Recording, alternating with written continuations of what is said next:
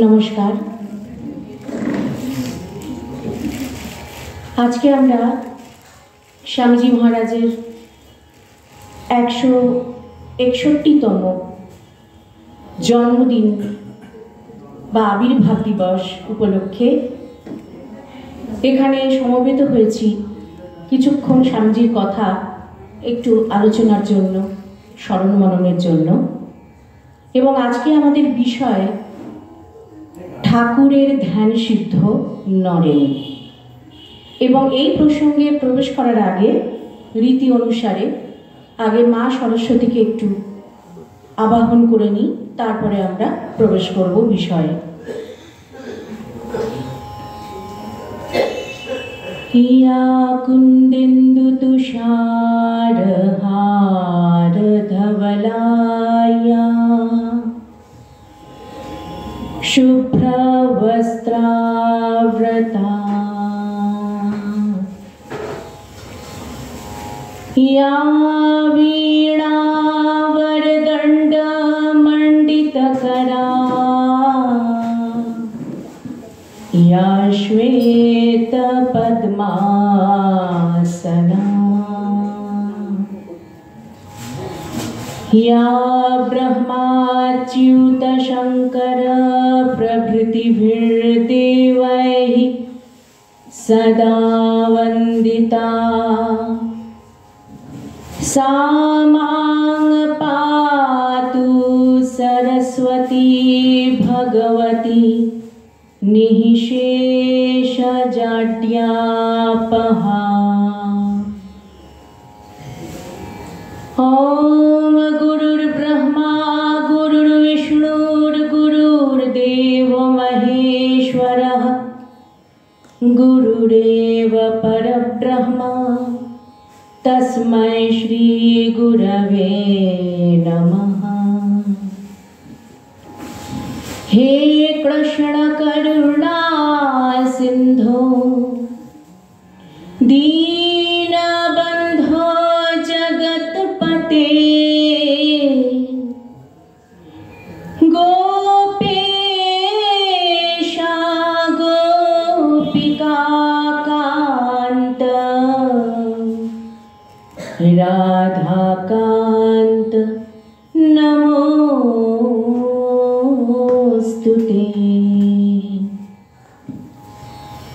नमः श्रीयतिराजाय विवेकानंद सूरये सच्चित् सुख स्वरूपाय स्वामिने तापहारिणे।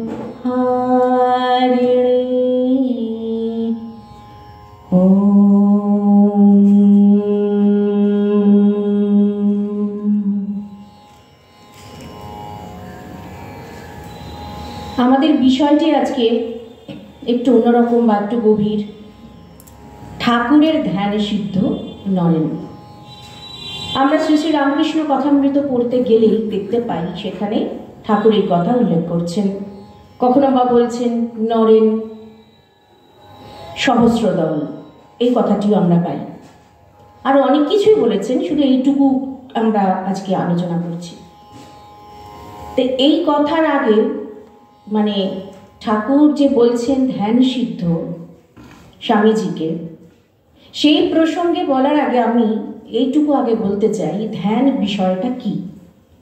আপনারা বলবেন ধ্যান কি? আমরা তো জানি ধ্যানের দ্বারা ঈশ্বর লাভ হয়, ধ্যানের দ্বারা আধ্যাত্মিক উন্নতি হয়, ধ্যানের মাধ্যমে অনেক গভীরে মন চলে যায় ইত্যাদি।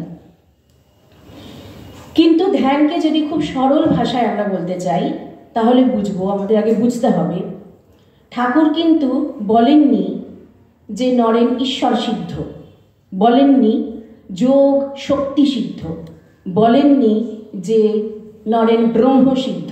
এই শব্দগুলো কি ব্যবহার করেছেন? করেননি। বলেছেন নরেন ধ্যান সিদ্ধ। অর্থাৎ ধ্যান হচ্ছে এমন একটা অবস্থা, ধ্যান কোনো প্রক্রিয়া নয়। এটা আগে আমাদের বুঝে নিতে হবে। যদিও আমরা নিজেদের সুবিধার্থে বলে থাকি ধ্যান প্রক্রিয়া, মেডিটেশন টেকনিক ইত্যাদি, কিন্তু বস্তুত ধ্যান কোনো প্রক্রিয়া নয়, ধ্যান একটি অবস্থা। কার অবস্থা? আমাদের শরীর আর মনের অবস্থা। আমরা বারবার বেদান্তে পড়ছি যে আমাদের প্রত্যেক জীবের তিনটি অবস্থা প্রত্যেক দিন প্রতিটা জীব মানে এক্সপিরিয়েন্স করে, অভিজ্ঞতা করে। কি তিনটি অবস্থা? একটা জাগ্রত অবস্থা, একটা স্বপ্নাবস্থা, একটা সুষুপ্তি অবস্থা। জাগ্রত অবস্থা, জাগ্রত অবস্থা, জাগ্রত যুক্ত অবস্থা, জাগ্রত অবস্থা। তো জাগ্রত অবস্থা কাকে বলছি? এই যে অবস্থায় যে এখন আমরা জেগে আছি, শারীরিকভাবে জেগে আছি, মনটাও মোটামুটি জেগে আছে, যাই হোক জেগে আমরা যতটুকু ইন্দ্রিয় চালনা করে হাত পা সঞ্চালন করে কাজকর্ম করছি, খুব সোজা হিসেব। এইবারে বলা হচ্ছে স্বপ্নাবস্থা। স্বপ্নাবস্থাটা কি না, আর শরীর কাজ করছে না, খুব ঘুম পাচ্ছে, ভীষণ ক্লান্ত, এবার ঘুমাতে হবে। শরীর ঘুমালো, ইন্দ্রিয় ঘুমালো, তারপরেও কে জেগে থাকছে? মন। মন কি করছে? কিছুক্ষণ স্বপ্ন টপ্ন দেখছে।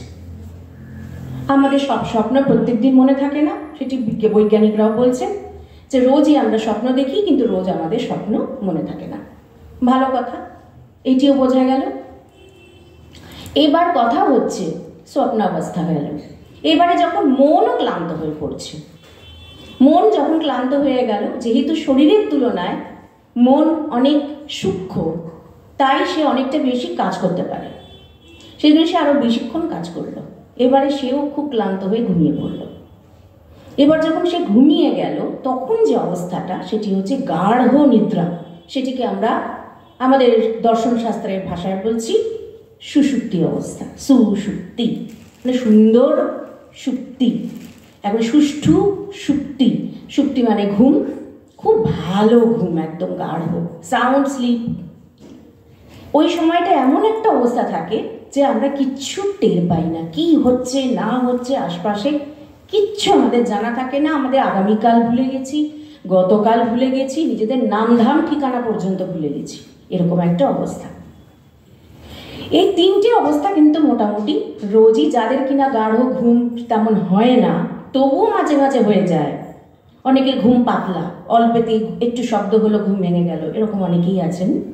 কিন্তু তবুও এই প্রচণ্ড পরিশ্রমের পরে গাঢ় ঘুম হতে বাধ্য। খুব জার্নি করা হয়েছে, অনেক পরিশ্রম হয়েছে, খাটুনি খুব হয়েছে, একটু বিশ্রাম পাওয়া যায়নি, তখন বসে বসেই মানুষ ঝুলতে থাকে। এরকম একটা অবস্থা তখন কিন্তু তার গাঢ় ঘুম হবেই হবে। তা এখন এই তিনটে অবস্থা সমস্ত প্রাণী জগতের সম্ভব। এরপরেও একটা অবস্থা আছে, এরপরে একটা অবস্থা না, আরো অনেকগুলি অবস্থা, তার মধ্যে যেখান থেকে শুরু হচ্ছে সেটিও একটা শরীর আর মনের অবস্থা, সেটি হচ্ছে ধ্যান অবস্থা। ধ্যান কিন্তু একটি অবস্থা। এত কথা বলার উদ্দেশ্য কি? আমাদের আগে বুঝে নিতে হবে ধ্যান কোনো প্রক্রিয়া নয়, ধ্যান হচ্ছে অবস্থা।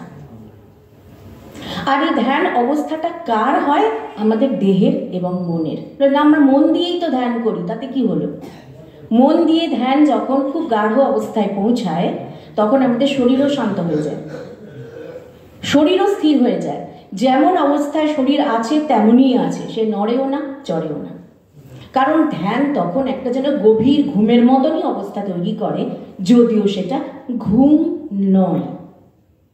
এবার এই ধ্যান যত পাকাপোক্ত হতে শুরু করে, যত পাকতে শুরু করে, রোজ অভ্যাস করতে করতে করতে করতে, তখন দেখা যায় খুব চট করে ধ্যান অবস্থায় এসে যাচ্ছে এবং ক্রমে ক্রমে সেটা আরো ঊর্ধ্ব অবস্থার দিকে যায়, যাকে আমরা সমাধি বলে থাকি।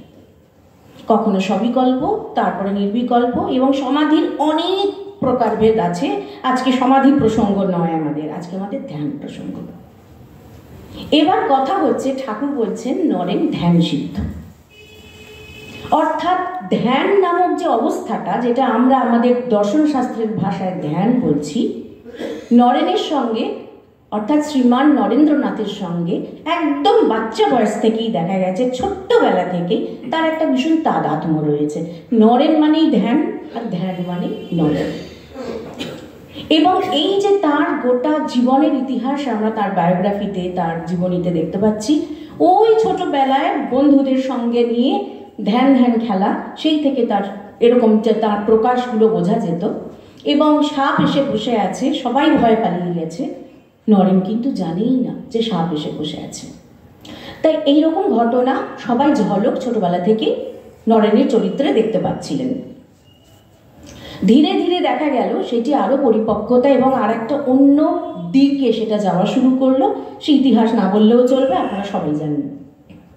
কিন্তু এরপরে যখন তার গুরুর সঙ্গে সাক্ষাৎকার, গুরু এবার তাকে দেখেই বুঝলেন বা তাকে নাড়াচাড়া করেই বুঝলেন যে ও সিদ্ধ। কিসে সিদ্ধ? ধ্যানেতে।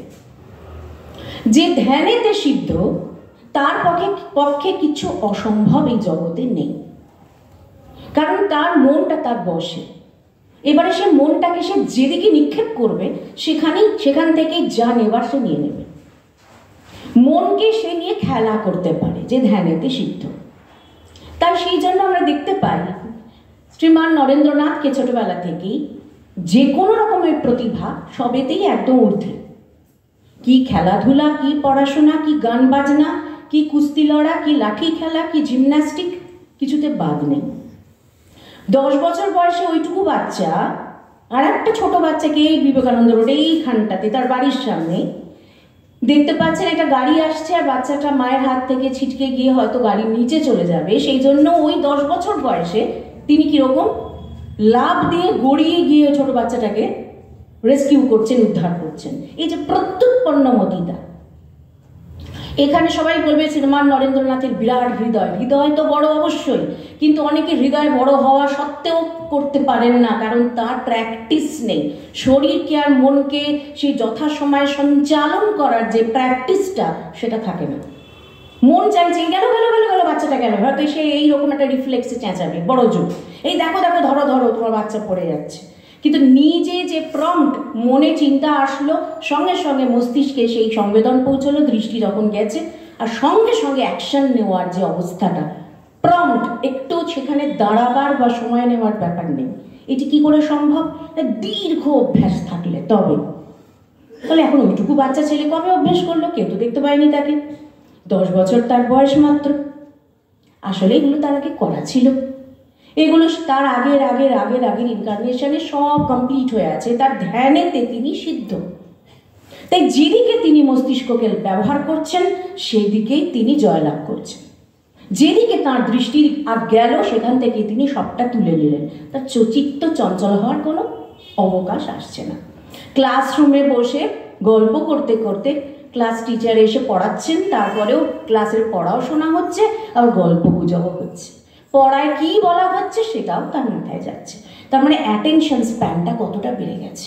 এই যে আমাদের অ্যাটেনশন আর কনসেন্ট্রেশনের মধ্যে সূক্ষ্ম পার্থক্য আছে, সেগুলো ব্যাখ্যা আজকে করার সময়ও নয় এটা, কিন্তু সেখানে দুটোইতে দেখা গেছে। যদি সেই দৃষ্টি থেকে আমরা দেখি, শ্রীমান নরেন্দ্রনাথের শিশুকাল থেকেই আর এই অ্যাটেনশন আর কনসেন্ট্রেশন দুটো জায়গাতেই তিনি পরিপূর্ণ ছিলেন। এবার হলো তার বিষয় নির্বাচন। কোথায় ধ্যান করবেন? ধ্যান করা মানে ফোকাস, একটা জায়গায় লাইট ফেলা, পুরো সর্বান্তঃকরণে, শরীরের রোম রোম দিয়ে, মনের প্রত্যেকটা অলিন্দ দিয়ে। মন তো মনে প্রকোষ্ঠ ভর্তি থাকে আমাদের মনটা একটা অদৃশ্য ব্যাপার, কিন্তু তার প্রকোষ্ঠে যে কি ভরা আছে তার ঠিক নেই। আমাদের যদি আরো স্থূল দৃষ্টিতে বলি, আমাদের পুরো ব্রেইনটা দিয়ে একটা জায়গায় পুরো ফোকাস লাগানো পুরো। কিন্তু সেটা দেখা গেছে শ্রীমান নরেন্দ্রনাথের মধ্যে খুব অনায়াস সিদ্ধ, ওটা কোনো ব্যাপার না। যেখানে সাধারণভাবে মানুষকে হঠাৎ করে যদি আপনাকে এখন বলি আপনি বাঁ হাতে লিখুন তো, যারাও ডান হাতে কাজ করেন দেখবেন হাত কাঁপবে, খুব মন দিয়ে তখন আপনার লেখাটা হবে, যাতে বেঁকে না যায়, ধীরে ধীরে। আপনি যে স্পিডে ডান হাতে লিখছেন সেই স্পিডে আপনি বাঁ হাতে লিখতে পারছেন না।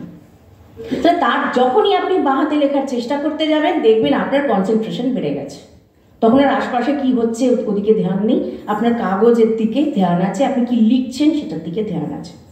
তাহলে ধ্যান মানে একটা জায়গায় পুরোপুরি ফোকাস থাকা, পুরো উপস্থিত থাকা। আমি যে জায়গাটায় আছি আমি ওইখানটাতেই আছি, এই সময়ের আমি অন্য কোথাও নেই। প্রেজেন্সে থাকা, যেটাকে আবার প্রেজেন্ট মোমেন্ট প্র্যাকটিস বলা হয় বুদ্ধিজমে, যে একদম বর্তমানে থাকা। তো এই যে জিনিসটি, এইটি একটি বিশেষ অভ্যাস। দিনের পর দিন অভ্যাস করতে করতে যে কেউ এই অভ্যাস আয়ত্ত করে, হয়তো কেউ ছোট ছোট অভ্যাসের মাধ্যমে তার মস্তিষ্ককে একটা সার্টেন এরিয়াতে, একটা বিশিষ্ট জায়গাতে সিদ্ধ করে ফেলে। যে অনেক দিন ধরে ছুরি দিয়ে তরকারি কাটছে, সে অন্যদিকে তাকেও তরকারি কাটতে পারে, তার আঙুলে কিন্তু ছুরি পড়বে না। যে নতুন নতুন, তার কিন্তু আঙুল কেটে যাওয়ার ভয় থাকে। তাহলে তার একটা অভ্যেস হয়ে গেছে। যে খুব ভালো ড্রাইভিং জানে, সে কিন্তু একদম হু হু করে ড্রাইভ করতে পারে, তাকে কিন্তু একটু এফার্টলেসলি তাকে সেখানে সেটা প্র্যাকটিস হয়ে গেছে। তো সেটা কোথায় তার ধ্যানটা হচ্ছে? ওই মানুষটিকেই, যে কিনা খুব ভালো ড্রাইভিং জানে, খুব ভালো তাতে সেই জায়গায় স্কিল ডেভেলপ হয়েছে, তাকে যদি এক্ষুনি বলা হয় যে তুমি এক্ষুনি একটা ক্লাসিক্যাল গান গেয়ে শোনাও, তো পারবে না, কারণ ওইখানে তার স্কিলটা ডেভেলপ হয়নি। তাহলে আমরা কোনো না কোনোভাবে কিন্তু আমরা ধ্যানেতে সিদ্ধই আছি। যদি আপনারা প্রত্যেকের নিজের জীবনটাকে দেখেন, কেউ না কেউ কোনো না কোনো কাজ খুব ভালো করতে পারেন, যেখানে এফর্টলেসলি আপনি করছেন। তার কারণ ওই জায়গাতে, ওই সার্টেন এরিয়াতে আপনার মস্তিষ্কের কোষগুলো খুব উজ্জীবিত, এবং সেখানকার যে নিউরনের ফাংশন প্রচণ্ড স্ট্রং, এবং আপনি কিছু ভাবার আগেই নিউরনগুলো কাজ করা শুরু করে দেয়, প্রচণ্ড র্যাপিড তার মুভমেন্ট শুরু হয়ে যায়। আপনি ওই জায়গায় পুরো স্কিল ডেভেলপ করে ফেলেছেন। কিন্তু নরেনকে ঠাকুর ওটা বলেননি যে রান্নায় সিদ্ধ, কি গানে সিদ্ধ, কি পড়াশোনায় সিদ্ধ, বলেছেন ধ্যানেতে সিদ্ধ। ধ্যানটাই তার কাছে স্কিল। অর্থাৎ তিনি যখন যেখানে ইচ্ছে ধ্যান করতে পারছেন, যে কোনো অবস্থাতে ধ্যান করতে পারছেন, এবং যে যখনই করছেন তখনই একদম চূড়ান্ত গভীরতায় চলে যাচ্ছেন। কাজে এই শব্দটা, এই কথাটা, ঠাকুর যে তাকে খুব ভালোবাসেন, স্নেহ করেন, স্নেহের আতিশয্যে বলছেন না। ঠাকুরের যে চরিত্র আমরা সমস্ত গবেষকদের লেখায় পাই বা ভক্তদের লেখার অনুসারে পাই, তিনি ভীষণ প্রেমিক ছিলেন, নরম ছিলেন, কোমল ছিলেন, সব ছিলেন। স্বামী বিরজানন্দজি বলছেন ঠাকুর হচ্ছেন কড়ার কড়া তস্য কড়া। অত সোজা মানুষ উনি নন, অত সোজা ভাবা ঠিক নয়। ঠাকুর কড়ার কড়া তস্য কড়া, বরঞ্চ মা অনেক লিবারাল ছিলেন। মা অনেক সবার জন্য অনেক ভুল চুক মাফ করে দিতেন, ঠাকুর করতেন না। কিন্তু কাজে ঠাকুরের চোখে যে ধ্যান সিদ্ধ, সেটা শুধু স্নেহের আধিক্যতা কিন্তু নয়, এটা বুঝে নিতে হবে। যথার্থই তিনি বুঝেছেন যে নরেন ধ্যান সিদ্ধ, তাই তিনি বলছেন ঠাকুর নরেন ধ্যান সিদ্ধ। তার মানে ধ্যান যে স্কিলটা রয়েছে ওই অবস্থাটাতে, এই ধ্যানের যত রকম পরিসর রয়েছে, ধ্যান করবার জন্য মস্তিষ্ক বা মন যা যা করতে পারে সবেতেই নরেন্দ্রনাথ সিদ্ধ ছিলেন। আমরা যদি স্বামীজির কাছে সরাসরি শুনি, স্বামীজি বলছেন যে কাকেও জিজ্ঞেস করেছেন আপনি কার ধ্যান করেন, তো স্বামীজি অনেক সময় বলেছেন আমি একটা কালো বিন্দুর ধ্যান করতাম আগে ভুরুর মাঝখানে, কিন্তু বেশ কিছু বছর হয়ে গেছে বিন্দুকেও প্রয়োজন হচ্ছে না। তিনি বলেননি যে কোনো দেব দেবতা বা কোনো কারোর চেহারা ধ্যান করছেন, বলেছেন একটা বিন্দু।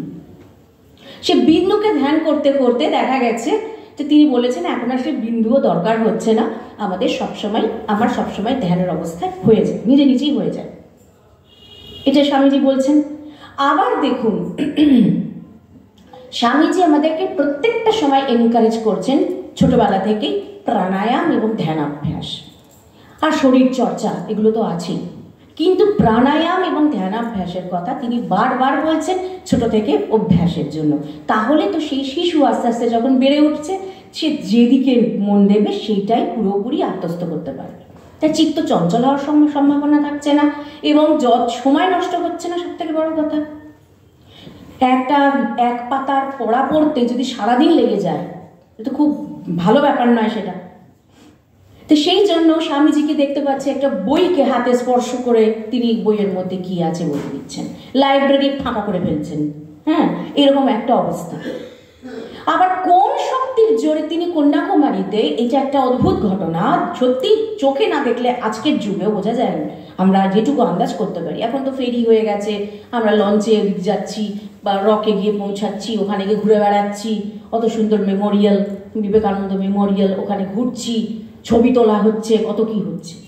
কিন্তু এখন যদি ওই সময়টাকে আমরা চিন্তা করি, যে কোন সময় না, তখনও তিনি পরিব্রাজক অবস্থাতে 1888 থেকে শুরু করে 1892-93 পর্যন্ত, কারণ 1893-তে তিনি শিকাগোয় পৌঁছিয়েছেন, ওই সময়কালটা তার শুধু চলেছে পরিব্রাজন। ঠাকুর চলে গেছেন, তারপরে বরানগর মঠে আসা, সেই ভূতের বাড়িতে ধ্যানের অভ্যাস, তারপর বেরিয়ে পড়া, তারপরে এই যে পরিব্রাজন। 1888 থেকে শুরু করে 1893 এই সময়কালটাতে তিনি গোটা ভারতবর্ষে যেখানে যেখানে ঘুরেছেন সেখানে একটা করে ছাপ রেখে এসছেন, ধ্যানের গভীর ছাপ। তার মধ্যে যেটা সব থেকে উৎকৃষ্ট এবং উল্লেখযোগ্য ছাপ সেটি হচ্ছে কন্যাকুমারী। এবং কন্যাকুমারিকাতে ওই যে রক, যে পাথরের তিনি মায়ের পদচিহ্ন আবিষ্কার করলেন এবং সেখানে বসে তিনি ভারত মাতার ধ্যান করলেন টানা 3 দিন ধরে। কি করে তিনি ওখানে পৌঁছালেন? এটাই তো একটা আশ্চর্য। এরকম উত্তাল তরঙ্গ সংকুল সমুদ্রে ঝাঁপিয়ে তিনি ওদিকে গেলেন কি করে? আর যেখানে এত ভয়ঙ্কর সব জীবরা ওখানে ঘুরে বেড়াচ্ছে, হাঙর প্রচুর পরিমাণে সেই সময় ছিল। দূর থেকে তাকে সবাই বারণ করছে ওদিকে যাবেন না, যারা নুলিয়া তারা বারণ করছেন যাবেন না, তার তো হুঁশই নেই। তিনি ঝাঁপিয়ে যে চলে গেলেন ওদিকে এবং বসে সেখানে মায়ের ধ্যান করলেন। এবং কোন মা না, তিনি ওই মা কন্যাকুমারীকে, ওই আদ্যা শক্তিকে ভারত মাতাতে মিশিয়ে ফেললেন এবং ভারত মাতার ধ্যান করলেন, একদম ভারত মাতার চরণ প্রান্তে বসে, একদম শেষ সীমানায়। এবং 3 দিন তিনি সমাধিস্থ। তাই এই যে ঘটনাগুলো যদি আমাদের একটু ভাবায়, চিন্তা করি, ওই সময়টা যদি আমরা ফিরে চলে যাই, যদি টাইম মেশিন থাকতো, ওই মুহূর্তে যদি আমরা চলে যাই, তাহলে বোঝা দরকার তার মনের অবস্থাটা কি ছিল, ওই সময়টা কি চলতে পারে, কি হতে পারে। এবং এটা কেন হলো? চূড়ান্ত রকম এই যে তার ডেডিকেশন, ভক্তি, ভালোবাসা, আত্মোৎসর্গের স্পৃহা, যে আমার শরীর বাঁচুক শরীর মরুক আমার কুছ পরোয়া নেই, এরকম একটা যে ভাব, এইটা কোন অবস্থাতে কোন সাহসিকতায় আসতে পারে না? এটিও হচ্ছে ধ্যানেরই একটি শক্তি। যারা ধ্যানাবস্থায় সিদ্ধ হয়েছেন তাদের মনের কোন রকম দুর্বলতায় তারা কখনো পিছপা হন না। মন তাদেরকে যতই দুর্বল করে দেওয়ার চেষ্টা করুক, তারা তাকে ঘুরেও তাকান না সেদিকে। কারণ অদ্ভুত একটা শক্তি কাজ করে যত ধ্যান পরিপক্ক হতে শুরু করে। এবারে বলা যদি যায় আমাদেরকে যে তুমি একটা কিছু নিয়ে ধ্যান করো, দেখা যাবে প্রত্যেকের ইন্টারেস্ট আলাদা। কেউ হয়তো সায়েন্সের সাবজেক্ট টপিক তুলে নেবে, সেটা নিয়ে সেটার উপর হয়তো চিন্তা করবে। ধ্যান বলতে আমি আপাতত চিন্তাই ধরছি। কেউ বলবেন না আমার সাহিত্য বেশি পছন্দ, আমার সায়েন্স ভালো লাগে না, সে আবার সাহিত্যের কিছু অংশ তুলে নিয়ে তাতে তার যেটা ইন্টারেস্ট সে অনুসারে সে সেটা নিয়ে চিন্তা করবে, পড়াশোনা করবে, ওটা নিয়ে ভাবতে থাকবে। কেউ বলবে আমার এগুলো কিছুই ভালো লাগে না, আমার মুভি, খেলাধুলা, স্পোর্টস এগুলো ভালো লাগে। কেউ বলবে আমার ভ্রমণ ভালো লাগে। যার যেদিকে ইন্টারেস্ট সে সেদিকে ধ্যান দেবে। সেই চিন্তাটাই রাত দিন মাথায় তার ঘুরতে থাকে। ওটা একটা ধ্যানের পূর্বার অবস্থা, ধ্যানের গভীরতায় আসার জন্য। কিন্তু এটা কিন্তু আসল ধ্যান হচ্ছে না, কারণ সে শুধু ওই জিনিসটুকু সময়তেই তার চিত্তটা ঠান্ডা হচ্ছে, বাকি সবাই কিন্তু চঞ্চল। কারণ ওইখানে তার একটা বেশি রকম অ্যাটাচমেন্ট বা একটা আগ্রহ রয়েছে। সে আগ্রহের কারণে ওটা থেকে অ্যাডিশনাল সাপোর্ট দিচ্ছে ওই বিষয়টার দিকে বেশিক্ষণ মনটা লাগিয়ে রাখতে। যেই ওই ইন্টারেস্টে সরে যাবে, ব্যাস আবার ধ্যান ছুটে গেল। তাহলে এমন কি হতে পারে যেখানে পার্মানেন্ট ধ্যান, যেটা সর্বাবস্থায়, যার জন্য আজকে ঠাকুর বলছেন নরেন ধ্যান সিদ্ধ। ধ্যান সিদ্ধ মানে ধ্যান অবস্থাটাকে কি করে সিদ্ধ করা যেতে পারে। ধ্যান অবস্থাকে সিদ্ধ করার রাস্তা স্বয়ং স্বামীজি আমাদের বলে দিয়েছেন। এবং সেই জন্য তিনি কি বলেছেন, সারাদিন তুমি কাজ করো, হাতে যার যা কাজ, কিন্তু ভেতরে বলতে থাকো কি, আমি নিত্য শুদ্ধ বুদ্ধমুক্ত, আমি অজর অমর আত্মা, আমার রোগ নেই, শোক নেই, আমার জন্ম নেই, মরণ নেই, আমি সচ্চিদানন্দ। সবসময় ভেতরে এটা চলতে থাক। এটাই কিন্তু পরিপক্কতা নিয়ে আসছে ধ্যানের। কেন? এমন একটা বিষয় চুজ করে দেওয়া হলো মনকে যার কোনো তল নেই। আত্মা কে, ব্রহ্ম কে, কে জেনেছে? এর সায়েন্সটা বুঝতে হবে। আত্মা বা ব্রহ্মের তো কোনো ডেফিনেশন নেই। কাজেই মনকে এমন একটা বিষয় নির্বাচন করে নিতে হচ্ছে। এটাই আমাদের বেদান্তের শিক্ষা। স্বামীজি সেটাকে আমাদের অ্যাপ্লাইড বেদান্তের ফর্মে দিলেন। তো তোমরাও ধ্যান সিদ্ধ হতে পারো। একটা একটা পার্টিকুলার টপিকে ধ্যান সিদ্ধ হয়ে লাভ নেই, তোমার ধ্যান ব্যাপারটাতে সিদ্ধ হতে হবে। সে তার জন্য তোমাকে এমন একটা টপিক তোমাকে দিয়ে দিলাম, এমন একটা সাবজেক্ট চুজ করে দিলাম, তুমি সেটাতে নির্দ্বিধায় ধ্যান চালিয়ে যাও, তাতে কোনো হানি নেই। এতে করে কি হচ্ছে, আস্তে আস্তে আস্তে আস্তে মন শান্ত হতে শিখছে, মন অটোমেটিক্যালি শান্ত হতে শিখছে, মনের ওই যে সব সময় চঞ্চলতা, লাফানো, ওই জিনিসটা কমে আসছে। কারণ মন তো সবসময় লাফাচ্ছে। সে স্বামীজি বলছেন, ঠাকুরের কথাকেই তিনি আবার পরে বলেছেন, ওই পাগলা বাঁদরের প্রসঙ্গ আমরা জানি, অনেক আলোচনা আমরা করি, পাগলা বাঁদর, নেশা করানো, তার গায়ে কাঁকড়া পিছে ছেড়ে দেওয়া ইত্যাদি। তাহলে মনকে যদি ওই পাগলা বাঁদরকে যদি থামাতেই হয়, তাহলে এমন বিষয়টা দিয়ে দাও যে বিষয়ের ওপরে পাগলা বাঁদর আর কোনো টিপ্পনি কাটতে পারবে না, সেটাকে নিয়ে সে কাটাছেড়া করতে পারবে না, সেখানে সে নতুন করে কোনো মতামত পোষণ করতে পারবে না, তাকে চুপ হয়ে যেতে হবে ধীরে ধীরে। তাই এমন বিষয় দিলেন যে সবসময় ভেতরে চলতে থাকতো না, আমি নিত্য শুদ্ধ বুদ্ধমুক্ত, আমার জন্ম নেই, আমার মৃত্যু নেই, আমার ভয় নেই, আমার রোগ নেই, আমার শোক নেই। এতে করে কি হচ্ছে, এক তো তোমার মন শান্ত হচ্ছে, আর একটা অদ্ভুত শক্তির অধিকারী তুমি হয়ে উঠছো, যে শক্তিটা চাপা পড়েছিল, যে শক্তিটা তোমারই শক্তি, সেই শক্তিটা তোমার আত্মশক্তি। আত্মশক্তি মানে নিজের শক্তি, ধার করা শক্তি না। এবং সেই শক্তিতে তুমি যত শক্তিমান হয়ে উঠতে থাকছো, তোমার জীবনে না থাকছে কোনো ভয়, না থাকছে কোনো কুণ্ঠা, না থাকছে কোনো অশান্তি, মানসিক অশান্তি, না থাকছে কোনো উত্তেজনা, কিচ্ছু নেই। এবং ওই আবার সেই জায়গা থেকে আবার আমরা দেখি মায়ের কথা সেইভাবেই সিদ্ধ হওয়া সম্ভব, যে যখন যেমন তখন তেমন, যেখানে যেমন সেখানে তেমন, যাকে যেমন তাকে তেমন, প্রম্পট অ্যাকশন, তাকে ভাবতে হচ্ছে না, সেই সিচুয়েশন অনুসারে যা কথা বলা দরকার বলিয়ে নেওয়া হবে, যা চিন্তা করা দরকার করিয়ে নেওয়া হবে, যতদূর হাত তোলা দরকার তুলিয়ে নেওয়া হবে, যত পদক্ষেপ হাঁটানো দরকার হাঁটিয়ে নেওয়া হবে। সেখানে নিজেকে আলাদা করে আর দায়িত্ব নিয়ে ভাবনা চিন্তা করতে হচ্ছে না। সেই দায়িত্বটা তখন পুরো আত্মশক্তি, সেই আত্মশক্তি নিজের মতন করে রাস্তা করে নিচ্ছে।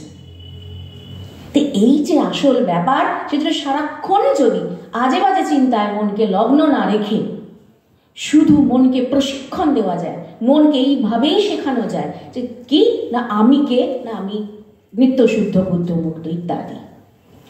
তো এই কারণের জন্য স্বামীজি যখন ধ্যান শেখাতেন, তিনি দুটো স্টেপ সবসময় মোটামুটি বলেছেন, যেটা আমরা তার রাজযোগের মধ্যে পাই, তার লেকচার্সের মধ্যে পাই। তারপরে আবার স্বামীজি একটা সামারি পাবলিশ করেছিলেন, যেটা কিনা কুর্ম পুরাণের ওপর। কুর্ম পুরাণে যে ধ্যানের প্রসঙ্গ আছে, সেই ধ্যান বিষয় নিয়ে তিনি একটা সামারি পাবলিশ করেছিলেন। সেইখানেও তিনি অনেক কিছু উল্লেখ করেছেন। ধ্যান প্র্যাকটিস যদিও হয় না, আবারও বলছি, মানে আমাদের বোধগম্যতার জন্য আমরা এই কথাগুলো বলে থাকি। মোট কথা, ধ্যানাবস্থায় যাবার জন্য যে স্তরগুলো আছে, তার জন্য তিনি প্রথমে যেটা বলেছিলেন যে শরীরকে এমন পজিশনে বসাও যাতে করে অনেকক্ষণ স্থির বসতে পারে, এবং মেরুদণ্ডটাকে এমনভাবে রাখো যাতে করে তোমার মেরুদণ্ডে শরীরের ভার বহন করতে না হয়। আমাদের যদি পিঠে খুব ভারী একটা বোঝা চাপিয়ে দেওয়া হয়, আমরা বেশিক্ষণ কি থাকতে পারি?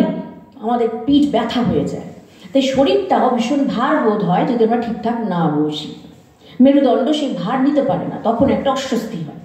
তাহলে এমন একটা পশ্চারে, বডি পশ্চারে বসো যাতে করে তোমার মেরুদণ্ডে ভার সৃষ্টি না হয়, শরীরটা যাতে ভার সৃষ্টি না করতে পারে। এবং তুমি খুব রিল্যাক্সডভাবে বসে পড়ো, এবং বসে সবার আগে কাজ হচ্ছে তোমার মনকে পর্যবেক্ষণ করা, কি চলছে ওখানে। মনের মধ্যে মনটাকে একটু স্ক্যান করে দেখে নেওয়া। মনকে ধুম করে তুমি জপ শুরু করে দিলে হবে না, আগে মনকে স্ক্যান করে দেখা যে মনের এখন কি পরিস্থিতি। যখন যেমন পরিস্থিতি সেই অনুপাতে মনের সঙ্গে একটা বোঝাপড়া করে নিতে হয়। এর পরের স্টেপ, ওই স্টেপটার মধ্যেই রয়েছে কিছু যোগ ক্রিয়া, এবং সেই যোগ ক্রিয়া এবং বেদান্ত ক্রিয়া, এই দুটোকে স্বামীজি নিয়ে গোটা ধ্যান অভ্যাস করাতেন। তাহলে যোগ ক্রিয়ার মধ্যেই আমরা পাই প্রাণায়াম আদি, শ্বাস প্রশ্বাসের বিষয়। তারপরে আরো অ্যাডিশনাল কিছু থেকে থাকবে, যখন যেরকম মানুষ তার সামনে এসেছে, যার যেমন সুবিধা বুঝে তাকে তিনি সেরকম রাস্তা দেখিয়েছেন। আর তারপরেই হয়ে যাচ্ছে যে আসল বিষয়, যে আমি কে, নিজের ওপর ধ্যান করা। বেদান্তের যা ধ্যান, সেটা হচ্ছে কি, আমি সচ্চিদানন্দ, আমি সচ্চিদানন্দ বলে দিনের পর দিন। স্বামীজি বলেছেন, তুমি যদি দিনের পর দিন এরকম ধ্যান করতে পারো, প্র্যাকটিস অচিরেই তুমি ব্রহ্মের সঙ্গে একাকার হয়ে যাবে। তোমাকে কেউ রুখতে পারবে না, তুমি একাকার বোধ করবেই করবে, কিন্তু তোমাকে সেটা কনসিস্টেন্টলি করতে হবে। 10 দিন করলাম তারপরেই ছেড়ে দিলাম করলে হবে না। আর প্রথম দিন খুব ভালো হলো, দ্বিতীয় দিন ঠিক ভালো হলো না বলে মন খারাপ হয়ে গেল, তাহলেও চলবে না। যেমন হচ্ছে যা হচ্ছে চালিয়ে যেতে হবে। কেউ স্বামীজিকে এসে জিজ্ঞেস করছেন যে আমার যখন ধ্যানে বসছি তত বেশি আমার মন চঞ্চল হচ্ছে। স্বামীজি কি বলছেন, যে পলি পড়ে থাকে জলের নিচে, তখন কাঠি দিয়ে নাড়লে পলিগুলো ওপরের দিকে উঠে আসে, এটা তো হবেই, খুব স্বাভাবিক। ও তার মধ্যেই চালিয়ে যায়, ও করতে করতে নিজে নিজে আবার পলিগুলো সরে যাবে, ওটাকে নিয়ে অত মাথা ব্যথা করে দরকার নেই। মনকে কোনোদিনও ধ্যান করানোর অভ্যাস করানো হয়নি। হঠাৎ করে একটা নতুন জিনিস মনকে শেখানো হচ্ছে, তো মন তো বিদ্রোহ করবেই, বাবা এ তো নতুন কিছু নয়। স্বামীজি বলছেন তুমি যদি ব্যায়াম না করো, শারীরিক ব্যায়াম, হঠাৎ একদিন খুব ব্যায়াম করে ফেললে তোমার গায়ে হাতে অসহ্য যন্ত্রণা হবে। সেরকম তুমি মনকে দিয়ে কোনোদিনও এ ধরনের অভ্যাস করোনি, হঠাৎ করে একদিন তুমি ধ্যান খেলতে বসলে তোমার তো মন অসুস্থ বোধ করবে। হয়তো সেই সময়ের জন্য ঠিক আছে, পরে হয়তো খুব মন চঞ্চল হয়ে গেল। অনেকের হয় এরকম শুরুর দিকে, যে সেই যখন ধ্যান এসব শুরু করে, একটু জব টপ আর কি মোটামুটি, সে বলে আমার প্রচণ্ড মন ভীষণ অশান্ত হয়ে গেছে, ভীষণ চঞ্চল হয়ে গেছে। কারণটা কি, ওই পলিগুলো উঠছে। আর তাকে তো কোনোদিন প্র্যাকটিস করানো হয়নি, মনকে তো চুপ করতে শেখানো হয়নি, সেজন্য সে তার তো ওরকম প্রতিক্রিয়া হবেই। কাজেই আজকে স্বামীজির আবির্ভাবের দিনে আমরা যদি এইটুকু অন্তত স্বামীজিকে পূজা দিতে পারি, যে হ্যাঁ স্বামীজি বারে বারে চেয়েছিলেন যাতে আমরা প্রত্যেকে ধ্যাননিষ্ঠ হই। আগে ধ্যানে নিষ্ঠ না হয়ে আমরা কর্মই বা করবো কি করে, আমাদের ভক্তিই বা হবে কি করে, কোন জিনিসে আমরা কি হব, কোনো দিকেই ভবিষ্যৎ নেই। স্বামীজি বলছেন হয় যোগের পথে থাকো, নয় ভোগের পথে থাকো, কিন্তু পুরোপুরি থাকো। এই পুরোপুরি থাকাটার নামই তো ধ্যান। খাবলা থাকার নাম তো ধ্যান নয়। 1%, 15%, 10% থাকার নাম তো ধ্যান নয়। 100% থাকার নাম হচ্ছে ধ্যান। তাহলে যেটাই করবে পুরোটা দিয়ে করো, পার্শিয়ালি নয়। এটাই স্বামীজি বারবার বলেছেন। তাহলে তাকে যদি আমরা সত্যি অন্তর থেকে শ্রদ্ধা করে থাকি, ভালোবাসি এই শব্দটা ব্যবহার না করাই ভালো। তিনি আমাদের ভালোবাসতে পারেন, আমাদের কোনো ক্ষমতা নেই যে আমরা তাকে ভালোবাসি, কিন্তু মিনিমাম সামান্যতম যদি শ্রদ্ধা আমাদের তার প্রতি থেকে থাকে, তাকে যদি আমাদের আপনার জন বলে মনে করে থাকি, আমাদের ধ্যান নিষ্ঠতা বাড়ানো ভীষণভাবে প্রয়োজন। কারণ আজকের দিনটা বড্ড ভয়ঙ্কর দিনে আমরা আজকে চলে এসেছি। চিত্ত বিক্ষিপ্ত করবার মতন উপকরণের কোনো অভাব তো নেই, উত্তরোত্তর বেড়ে চলেছে। একটা মানুষকেও শুনি না যে মন শান্ত আছে, একটা মানুষকেও দেখি না তাদের আচার আচরণে চলায় বলায় একটা কোনো শান্ত ধীর স্থির ভাব আছে। তার মানেটা কি, একটা অসম্ভব অস্থিরতা চলছে। সেই অস্থিরতার সময়তে মানুষ কোনো জায়গাতেই শান্তি পাবে না, কারণ তার মন যদি অশান্ত থাকে সে কোথায় শান্তি পেতে পারে, এটা খুব স্বাভাবিক হিসেব। তাই ধ্যান নিষ্ঠতা বাড়ানো ভীষণভাবে প্রয়োজন। এর থেকে শ্রেষ্ঠ পূজা আর কিছু হতে পারে না। যদি সারাদিনে আমরা স্বামীজিকে আজকে স্মরণ করে যদি এইটুকু নিজেদের কাছে প্রতিজ্ঞা করি, স্বামীজির কাছে নয়, অত বড় স্পর্ধা না রাখাই ভালো। কারণ সত্য রক্ষা না করতে পারলে আর কি আমরা অধ্যাত্মে রয়েছি, আর কি আমরা শ্রীরামকৃষ্ণ সন্তান বলতে পারি নিজেদেরকে। যেখানে ঠাকুর বলছেন সত্য ধরে যে থাকে সে ভগবানের কোলে শুয়ে থাকে। সত্য মানে কমিটমেন্ট ব্রেক না করা, সত্য মানে হচ্ছে অথেন্টিসিটিটা ব্রেক না করা। আমি যেমন আমি তেমন। আমি যদি আজকে দেখি নিজেকে আমি নিজে ব্যাঁকা, আমি সোজাসুজি বলবো আমি ব্যাঁকা, আমি জোর করে নিজেকে সোজা করার চেষ্টা করব না। এইটুকু বলবার মতন সৎসাহস আমাদের থাকা দরকার নিজের কাছে। অন্তত আমি যেমনটা আমি তেমন ভাবে যেন নিজেকে প্রকাশ করি, জাহির করি।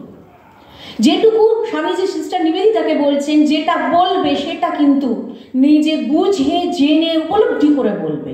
যে অংশগুলো এখনো পর্যন্ত তিনি শাস্ত্র থেকে যদি কিছু বলছেন, তিনি আগে থেকে বলে দিতেন যে জায়গাতে তোমার এখন উপলব্ধি আসেনি সেই জায়গায় বলবে না, যেখানে উপলব্ধি এসে গেছে সেই বিষয়টুকুই শুধু বলতে পারো। তো এরকম না জানি কত কথা, স্বামীজির কথা, আর বিশেষ করে ধ্যান বিষয়ক কথা, সে আর নতুন করে আর কত বললে শেষ হবে না। আমার সময় প্রায় শেষের দিকে চলে আসছে। তো এবারে সেই জন্য আমি স্বামীজির দুটি কথা এখানে অন্য কথা আর কি একটু আলোচনা করছি। যখন ওই পরিব্রাজক অবস্থায় স্বামীজি রয়েছেন, ওই 1888 থেকে 1893 ওই সময়টা, পরিব্রাজক অবস্থায় তিনি একা বেরিয়েছিলেন এবং তাকে কেউ ফলো করুক, তার অনুসরণ করুক তিনি চাননি। কেউ কেউ কোনো গুরু ভাই, কখনো বিশেষ করে গঙ্গাধর মহারাজ, তিনি মানে গ্যাঞ্জেস, আদরের গ্যাঞ্জেস স্বামীজির, তিনি ফলো করে সেই আলমোড়ার দিকে চলে গিয়েছিলেন। বারবার ধমকানি দিচ্ছেন, তুই চলে যা, কেন আমাকে বিরক্ত করছিস ইত্যাদি অনেক ঘটনা আছে আমরা জানি। এবং সেই কাকরি ঘাট বলে যে জায়গাটা, যেখানে পিপুল গাছের নিচে স্বামীজি বসে ধ্যানে ডুবে গেলেন এবং এক অদ্ভুত সমাধির ঘোরের মধ্যে ছিলেন, এবং সেখান থেকে উত্থানের পর তিনি যে গানটি লিখেছিলেন আমরা জানি, নাহি সূর্য নাহি জ্যোতি নাহি শশাঙ্ক সুন্দর। এবং আমরা যদি এখনো যাই কাকরি ঘাটে সেই পিপুল গাছ দেখতে পাই, তবে হ্যাঁ সেই অরিজিনাল গাছটা নেই, সেটা নষ্ট হয়ে গেছে। এখন যে গাছটি বড় হয়ে গেছে এতদিনে আরও বড়, সেটি বশিষ্ঠ সেন ইনস্টিটিউটে ওই পুরনো গাছের অংশ নিয়ে কলম করে সেখান থেকে আবার নতুন গাছকে প্রতিস্থাপন করা হয়েছে আরেকটি গাছ। তো সেটা আমরা এখনো যদি যাই আমরা দেখতে পাই। তাহলে সেটা আলমোড়ায় ঢোকার মুখে কাকরি ঘাট, ওখানে ওই জিনিসটা, ওই গাছটা রয়েছে। তা ওখানে বসে স্বামীজি ওরকম ধ্যানে গভীরে চলে গেলেন। আলমোড়া শহরে যদি আমরা যাই, আলমোড়া শহরে তো অনেক স্মৃতিচিহ্ন স্বামীজি, প্রচুর স্মৃতিচিহ্ন রয়েছে। ওখান থেকে আরেকটু উপরের দিকে আমরা যদি যাই, সেখানে আনন্দময়ী আশ্রম এখন যা রয়েছে তাকে ছাড়িয়ে আরেকটু যেতে হবে। আরেকটু ওপরে উঠলে সেখানে রয়েছে কাসার দেবী। কাসার দেবীতে গেলে দেখা যাবে সেখানে স্বামীজির যে শিলাখণ্ডতে স্বামীজি বসে ধ্যান করেছিলেন, একটা ঝুলন্ত শিলাখণ্ড বলতে গেলে, একটা অদ্ভুত সুন্দর, সে তার দৃশ্যই অপূর্ব। পাহাড়ের গা থেকে একটা শিলাখণ্ড যেন ঝুলে আছে। এখন তো না মন্দির হয়েছে, আমাদের মতন কত মানুষ সেখানে যাচ্ছে, দর্শন করছে, কত ব্যাপার। স্বামীজি যখন গিয়েছিলেন ওখানে তখন তো সব কিছু ছিল না, তখন তো ঘন জঙ্গল। তিনি ওই স্পটটাকে চুজ করলেন, তার এই স্পট সিলেকশনগুলো দেখার মতন। ওইরকম একটা ঝুলন্ত শিলাখণ্ড তিনি চুজ করলেন, সেখানে বসে তিনি নির্বিকল্প সমাধিতে ডুবে গিয়েছিলেন। এবং শুধু তাই নয়, ওই জায়গাতে পরবর্তীকালে নাসা থেকে একটা রিপোর্ট পাওয়া যায় যে আমাদের পৃথিবীর যে জিওম্যাগনেটিক লাইন যেটা, সেটা ওইখান দিয়ে গেছে, যার ফলে ওইখানে একটা অদ্ভুত ভাইব্রেশন, ওইখানে যে যায় তারই একটা এমনি ধ্যানের মতন মনের স্থিতি তৈরি হয়ে যায়। স্বামীজি তো জানতেন না যে ওখান দিয়ে কি গেছে, কোন লাইন গেছে, কি গেছে। ওই ভাইব্রেশন তিনি ঠিক তার কম্পন স্তর মেপে নিয়েছেন, বুঝেছেন যে এরকম জায়গায় যদি আমি বসি আমার আরও ধ্যানের সুবিধা হবে। পৃথিবী মা যেন এখানে একটা আমার জন্য আসন বিছিয়েই রেখে দিয়েছেন। তাই সেখানে তিনি বসে ধ্যান করেছিলেন। আর তার থেকেও বড় কথা যে ওইখানে গেলে না একটা অদ্ভুত অভিজ্ঞতা হয়। যারা আমরা গেছি বহুবার, আমার তো খুব প্রিয় স্থান ওই জায়গাটি আলমোড়া। তো ওখানে যতবারই গেছি, কাসার দেবীতে আমরা যাইনি এমন হয়নি।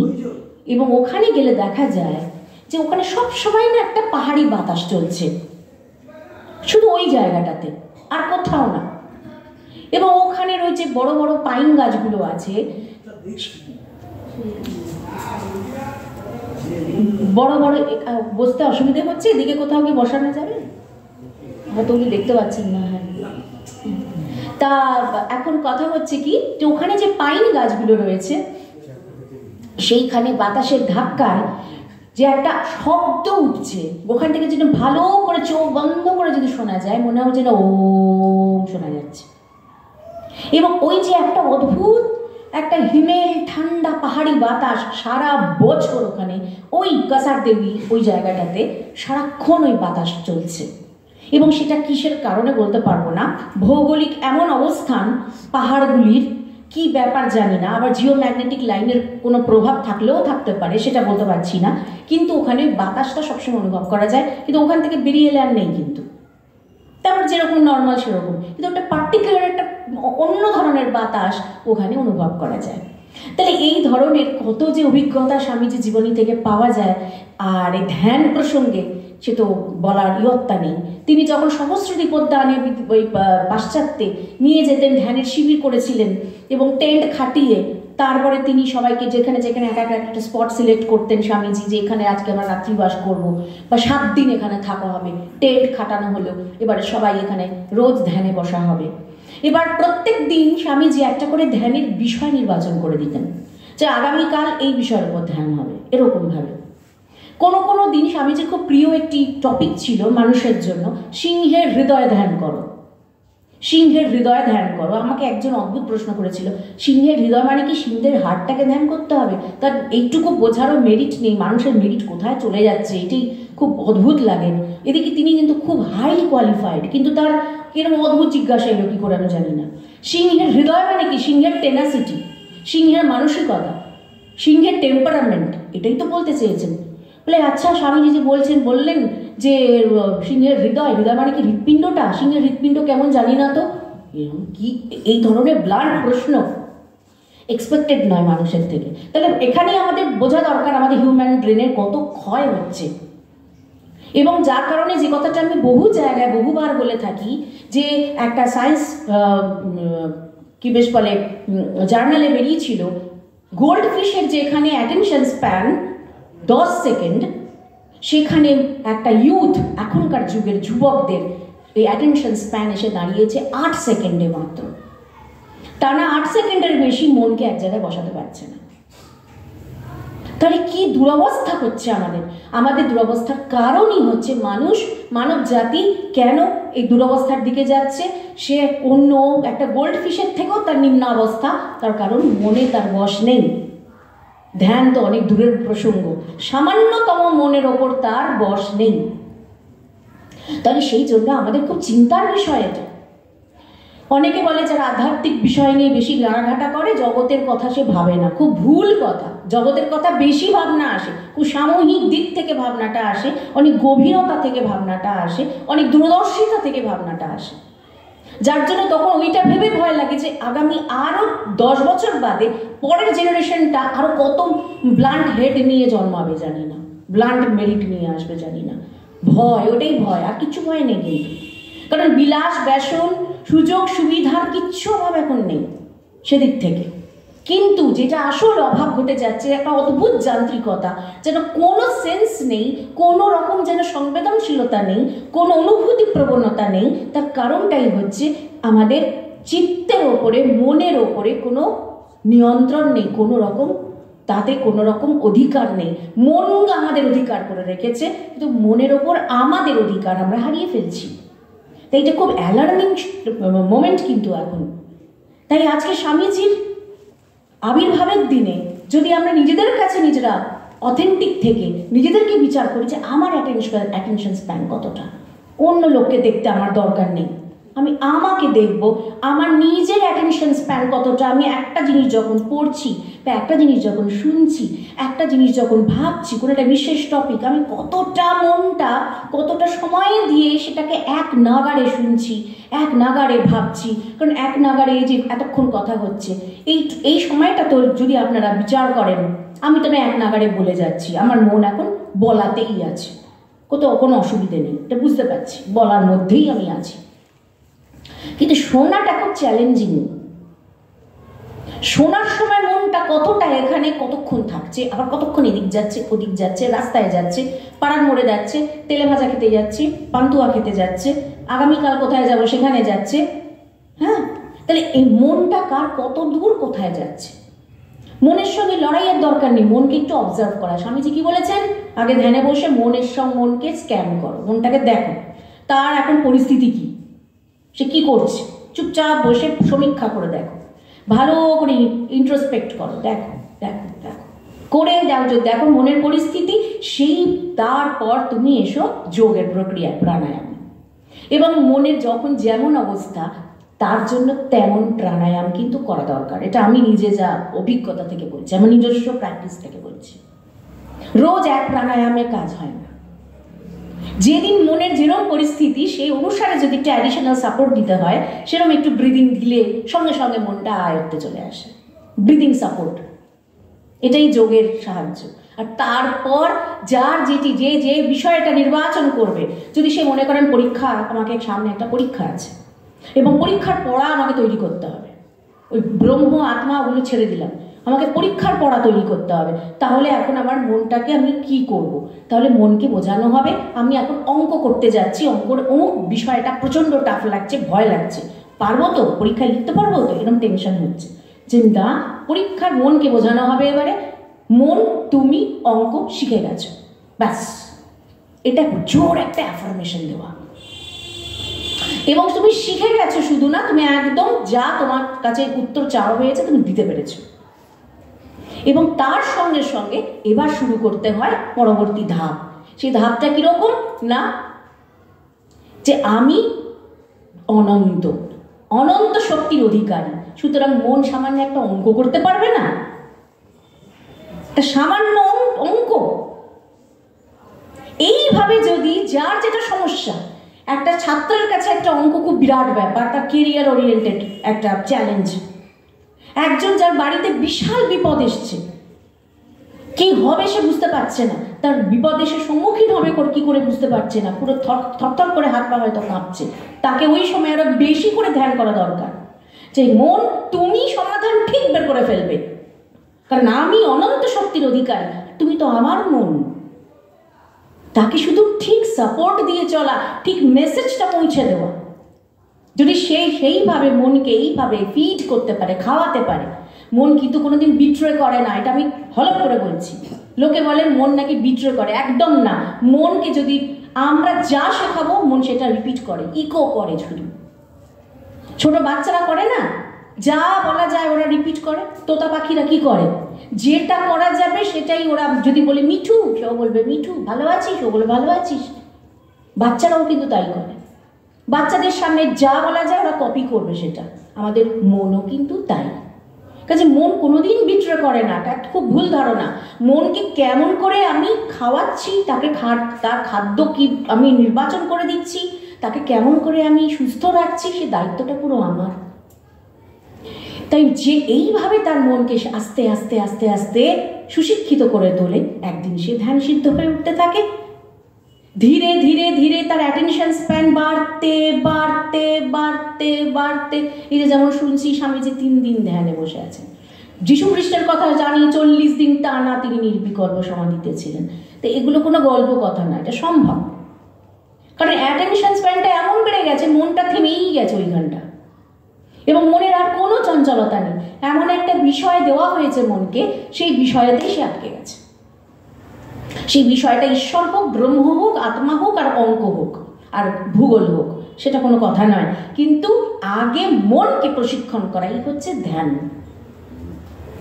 তাহলে আজকে আমরা এখানে বিশ্রামের সময় ওই 1888 থেকে ওই 1893 মধ্যে স্বামীজি যখন চলেছেন পথে, একা চলেছেন, কেউ ফলো করুক তিনি চাইতেন না, এবং পরিব্রাজন একেই বলে যে চরৈবেতি, একা চলবো আত্মশক্তি নির্ভর করে। এরকম একটা সময় স্বামীজি পরবর্তীকালে বলেছেন যে যার কথা আমাকে শক্তি দিয়েছিল ওই পরিব্রাজক অবস্থায়, এবং যে কথাগুলো আমার মাথায় ঘুরে বেড়াতো এবং আমাকে শক্তি সঞ্চার করত, তিনি আর অন্য কেউ নন, গৌতম বুদ্ধ। বুদ্ধ বাণী তিনি নিজে কোট করেছেন এই কথা, এবং সেটা ইংলিশে আছে, আমি বাংলায় বলে দেবো, না বললেও কোনো অসুবিধে নেই, কিন্তু তাহলেও আর কি, যেহেতু বাংলাতেই পুরো স্পিচটা হচ্ছে সেখানে নিশ্চয়ই বলব। Go forward without a path, fearing nothing, caring for nothing, wandering alone like a rhinoceros, even as a lion, not trembling at noises, even as the wind not caught in the net, even as the lotus leaf untamed by water, do thou wander alone like the rhinoceros. গন্ডারের মতন একা চলো, পারলে সিংহের মতন চলো, কিন্তু একা চলো, নির্ভীকভাবে চলো। তোমার পথে তুমি একা, পদ্মপত্রের মতন থাকো, নির্মল, তোমাকে জলও ভেজাতে পারবে না, এবং তুমি বাতাসের মতন তোমার চলাচল হোক, যে তোমাকে কোনো জাল দিয়ে বাঁধা যাবে না। তুমি বলছেন গো ফরওয়ার্ড উইদাউট আ পাথ, এটাই হচ্ছে সব থেকে মারাত্মক কথা। তুমি এগিয়ে চলো, সামনে কোনো রাস্তা নেই, তোমার জন্য কোনো রাস্তা সাজিয়ে রাখা নেই, তোমাকে কোনো রুট ম্যাপ দেওয়া নেই যে ডাইনে যাও, বাঁয়ে যাও, সোজা যাও, নিচে যাও, উপরে যাও। রাস্তা তোমাকে বানাতে হবে। কাজেই তোমাকে রাস্তা নেই, তোমাকে এই অবস্থায় তোমাকে হাঁটতে হবে, সঙ্গে কোনো সঙ্গী নেই, কোনো গাইড নেই, কেউ নেই, এইরকম ফিয়ারলেসলি তোমাকে হাঁটতে হবে, নির্ভীক হয়ে হাঁটতে হবে, চলতে হবে, এগিয়ে চলতে হবে।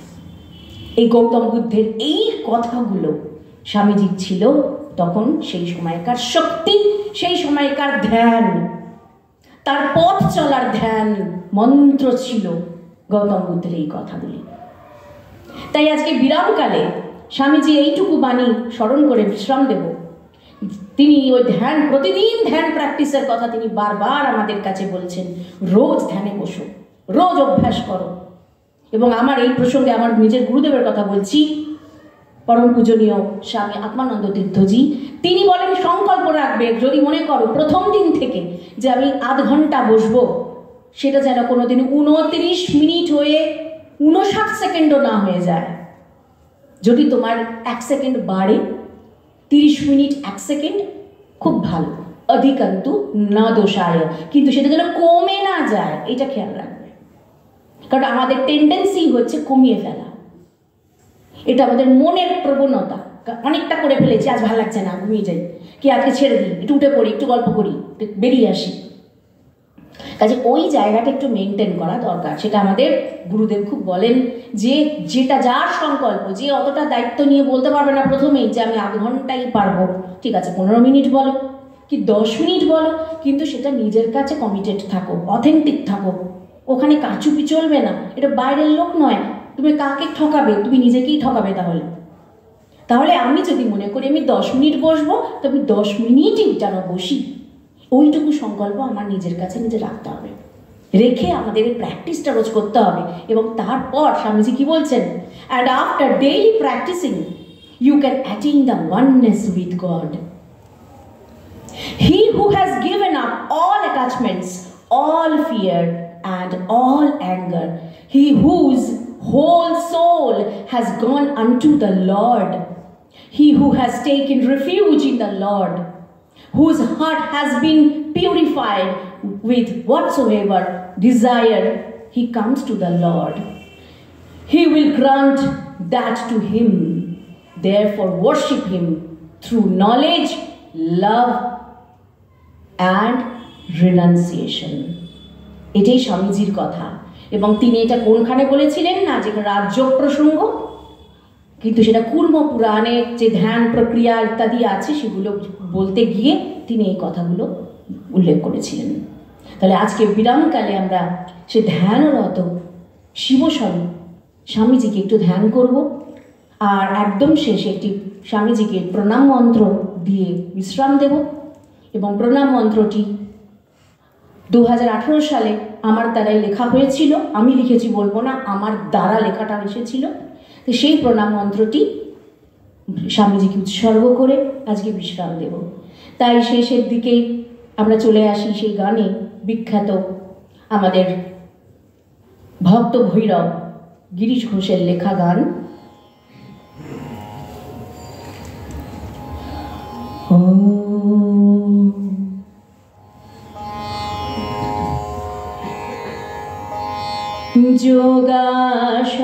যোগাসনে মহাধ্যানে মগ্ন যোগী বারো, যোগাসনে মহাধ্যানে মগ্ন যোগী বারো, অনন্ত তুষারে যেন অনন্ত শেখর, যোগাসনে মহাধ্যানে মগ্ন যোগী বারো, প্রলয় নীরব মাঝে একাকী পুরুষ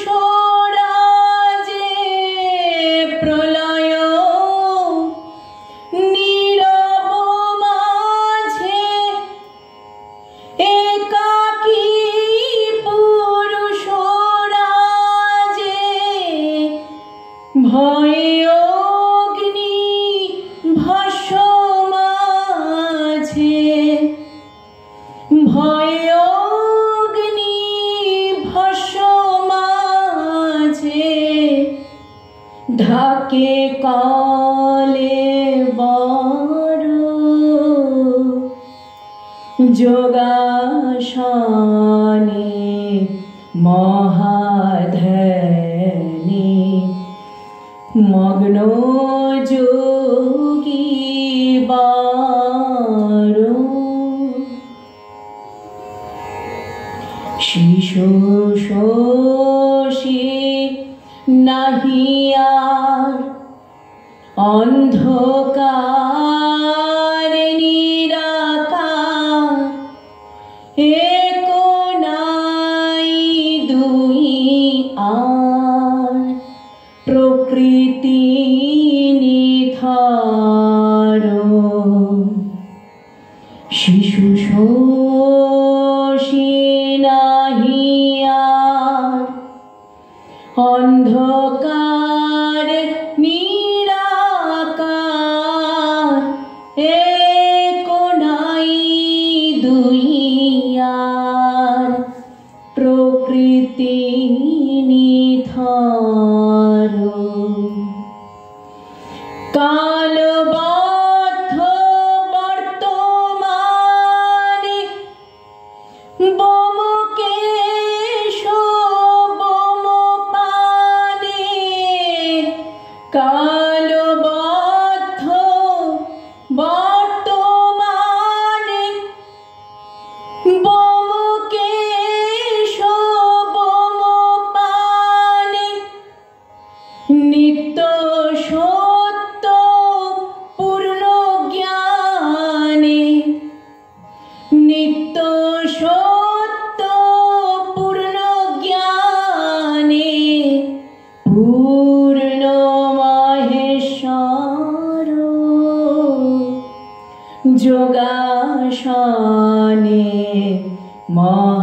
মহাধ্যানে মগ্ন যোগী বারো অনন্ত তুষারে যেন অনন্ত শেখর যোগাসনে মহাধ্যানে মগ্ন যোগী বারো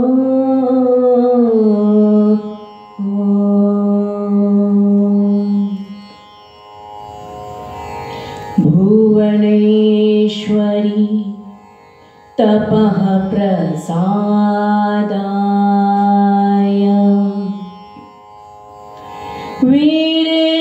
वीरेश्वराय नरेन्द्राय च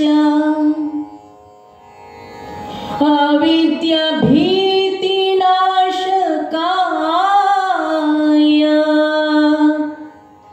प्रचण्डाय भीषणाय च विश्वबान्धवाय श्री शारदा मातुः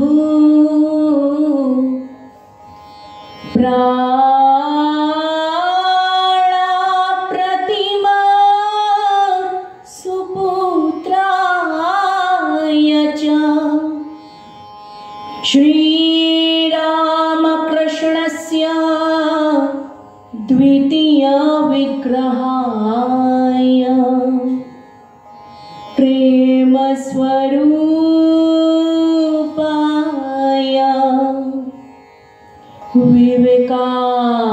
विवेकानन्दाय नमाम्यहम्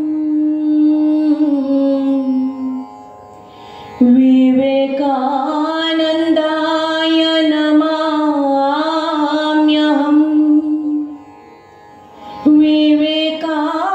विवेकानन्दाय नमाम्यहम्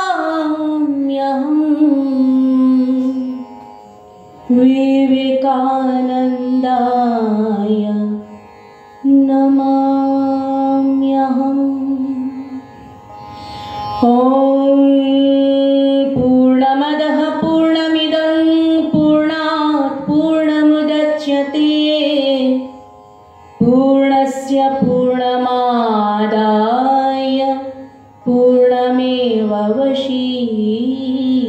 दृश्यते।